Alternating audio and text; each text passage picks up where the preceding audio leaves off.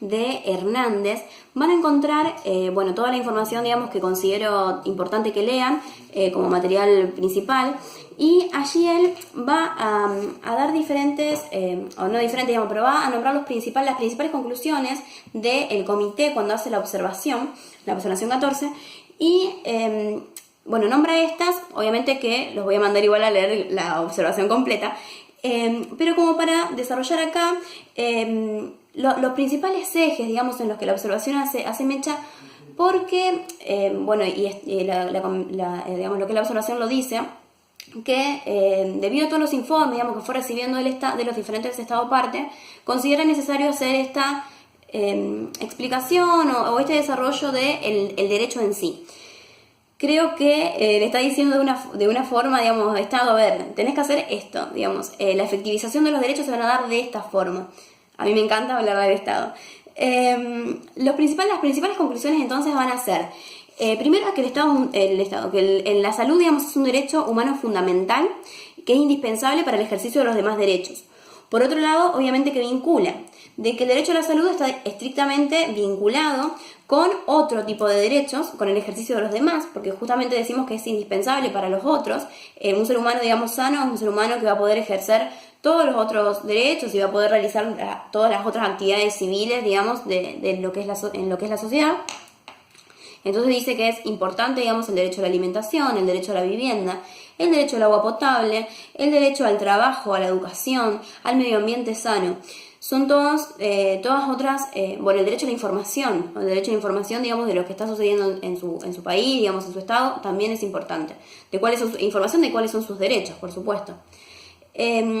Después, y donde explica mejor o donde hace mecha de manera exacta en lo que es el derecho al agua potable, y acá los vincula, y yo los vinculo también, es que establece que el derecho a la salud no solo va a abarcar la atención a la salud oportuna y apropiada, sino también a los principales factores determinantes de la salud, como tal es el caso del acceso al agua potable, al agua limpia y potable, y a las condiciones sanitarias adecuadas, ¿no es cierto? El suministro adecuado de alimentos sanos, que eso también va a generar, digamos, de qué forma, digamos, esos alimentos se producen. También a la nutrición, a la vivienda adecuada. En sí, digamos, desarrolla, digamos, un poco todo lo mismo, pero en el fondo no es lo mismo. Porque parece, digamos, y en este caso sostengo, de que los estados necesitaban que los orienten, que los determinen y que les digan la forma en la que se efectiviza un derecho es esta. Y si no, no se va a efectivizar porque ustedes no lo están haciendo, ¿no es cierto? No es que quiero ser... soy muy así, digamos, con el Estado, me gusta retarlo un poco. Y bueno, a todos nosotros en sí. Después lo que establece esta observación, y acá es donde como que no le ordena, digamos, porque sabemos que no lo está ordenando, sino que le está diciendo cuáles son las pautas que considera necesarias seguir. Le dice al Estado esto: ¿cuáles son las condiciones que tenés que tener para poder asegurar este derecho a la salud de tu población? Primero, la disponibilidad, es decir, que tengas los elementos necesarios para poder o prevenir o solucionar un problema emergente de un daño a la salud de una parte de la población. O sea, que haya hospitales, que haya las vacunas, que existan, digamos, las vacunas necesarias para que se cumpla el plan de vacunación, o los medicamentos necesarios para solucionar diferentes problemas y además prevenirlos, ¿no es cierto? Luego, la accesibilidad, o sea, que dichos establecimientos estén accesibles a toda la población. Y acá hace una distinción, o sea, no hace una distinción, sino que nombra esta accesibilidad desde 4 aspectos. Por un lado, o sea, esto que sea todos, ¿no? Por un lado, la no discriminación por diferentes sectores social, que haya gente a la que no se la atienda. En muchos momentos hemos escuchado decir que, por ejemplo, gente que no es nacional argentina o gente que no es de ciudad autónoma puede utilizar los sanatorios, o mejor dicho, los hospitales públicos en determinado lugar. Y acá estamos discriminando, digamos, por lugar, digamos, de procedencia de la población.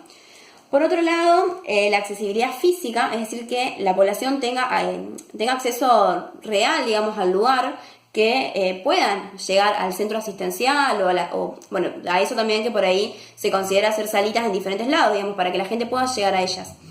Por otro lado, la accesibilidad económica, estamos hablando de salud pública, digamos, de que la gente pueda atenderse ajeno a su condición económica. Y por otro lado, el acceso a la información.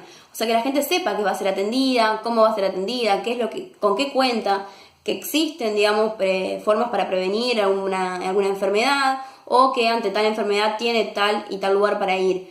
También sabemos mucho, o se ha escuchado, que mucha gente no sabe digamos, la prevención por ahí reproductiva que hay, que uno cuando está embarazado tiene que hacerse los controles, los chequeos. Hay mucha gente que no conoce eso, y bueno, en este caso, digamos, no se estaría cumpliendo con esta accesibilidad, que la gente se entere de cuál es, que el Estado, digamos, tiene que estar presente. Por otro lado, va a hablar de la aceptabilidad, es decir, que estos establecimientos sean aceptables para la población.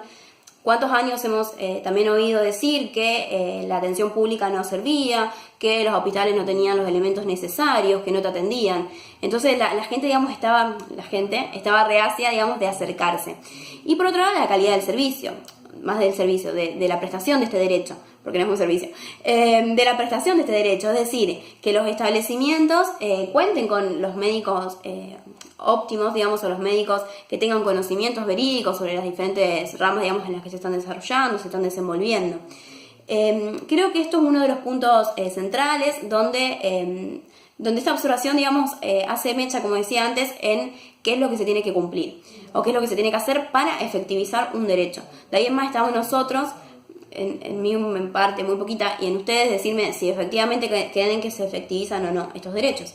Por otro lado, bueno, va a decir obviamente que el Estado tiene que respetar, proteger y cumplir esto, la observación y lo que es el derecho. Y por otro lado, que bueno, que digamos que el Poder Judicial tiene que asegurar el derecho. De ahí tenemos también el artículo 43, el tema del amparo y demás. O sea, no lo tenemos de acá, pero digo, nosotros lo tenemos de esta forma consagrado. Y por otro lado, bueno, que los juristas también tenemos un rol importante, y en esto nos incluye a todos, digamos. Nosotros también tenemos un rol importante para que los jueces o la población tenga conocimiento de verdadero, digamos, verídico, de cuáles son sus derechos en este aspecto y en esta rama, que es la fundamental, digamos. Si no tenemos salud, no tenemos nada, porque no vamos a poder seguir ejerciendo y viviendo en el lugar, digamos, en donde estamos o donde nos desenvolvemos.